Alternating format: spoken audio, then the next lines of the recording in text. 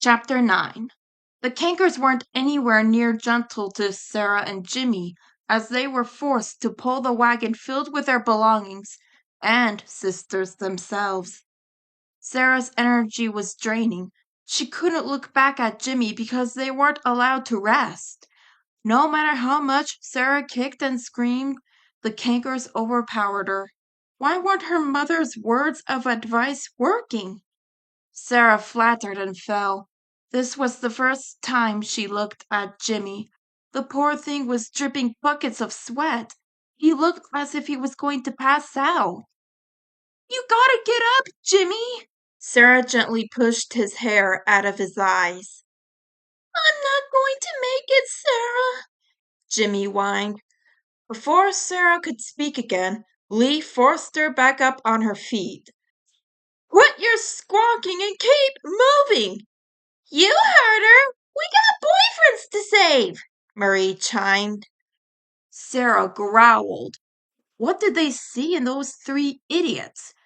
How could anyone date Ed? He wasn't anything special other than being brave and always coming to your aid when you needed him. Even though you showed him no respect, he dropped everything to do one task. And why was she thinking so much about Ed today? An idea sprouted into her head. Gee, Lee, I love your toenail polish. I said move. Lee looked at her toes. It wasn't every day they were complicated by the public. Aw, isn't that adorable? The kid wants to be just like us. Who doesn't? May said, playing with her blonde hair. She's kinda homely if you ask me, Marie gripped. Nobody's asking, Marie. Lee wore a kind smile and gave Sarah a bucket of red nail polish. Knock yourself, kid. Golly gee whiskers! Thanks, Lee! Sarah immediately smashed the paint can over Lee's chin. Throughout the commotion, Sarah was able to drag Jimmy out of the saddle and were able to avoid the sisters pouncing on them. May was knocked off balance as the wagon sailed into a tree, pinning Lee and Marie. Why, you little brats! Teach 'em a lesson, May! Lee called out. May was chasing the kids in circles. Sarah was able to trick May by faking the Eds were in a distance. Then they ran. They ran until they were finally safe in a field of sunflowers. My chest is cramping, Sarah. Can we take a break? Where'd they go? May shouted. The second Sarah heard the sisters quarreling, she and Jimmy hid right underneath the leaves of the sunflowers. They were staring right down at their heads. They only prayed that they didn't look up. Would you two quit thinking about yourselves? Lee snapped, not able to take her sisters fighting any more. And think about our boyfriends! They need us more now than ever, girls!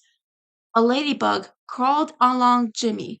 Sarah covered its mouth for making any noise. She was literally holding both herself and Jimmy up from the ground. An idea flashed through her mind, and she flicked the ladybug into the field of flowers. Move it! Lee shouted, hearing the noise. The instant they were gone, the two kids slid to the ground.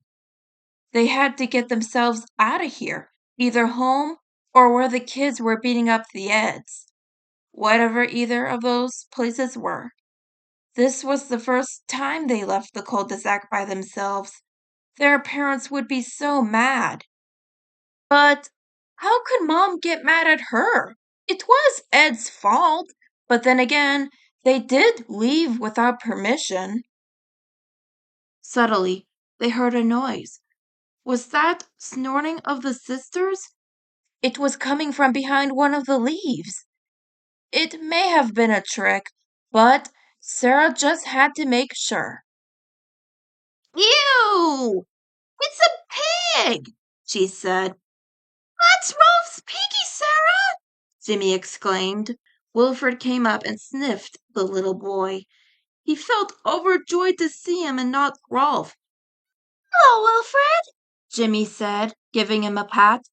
Don't touch it, Enough with the pig! Let's just go! Sarah said, trying to remind her friend about what they were doing.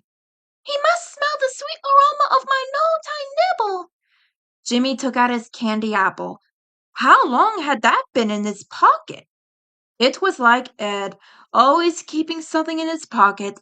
It was cute how once he kept a lost baby duck in his pocket when they were little. The little duck ate everything in his pocket by the time they found its mom. Sarah came out of her daydream when she heard the canker's voice nearby. Quickly, she took the candy apple. Both got on Wilfred and dangled the treat in front of them. They got out from the sunflower field, going past an old factory into a forest. This is something she saw Ed do multiple times. Siblings would copy each other's actions. But this was stupid. She hoped Ed really get it for what they did.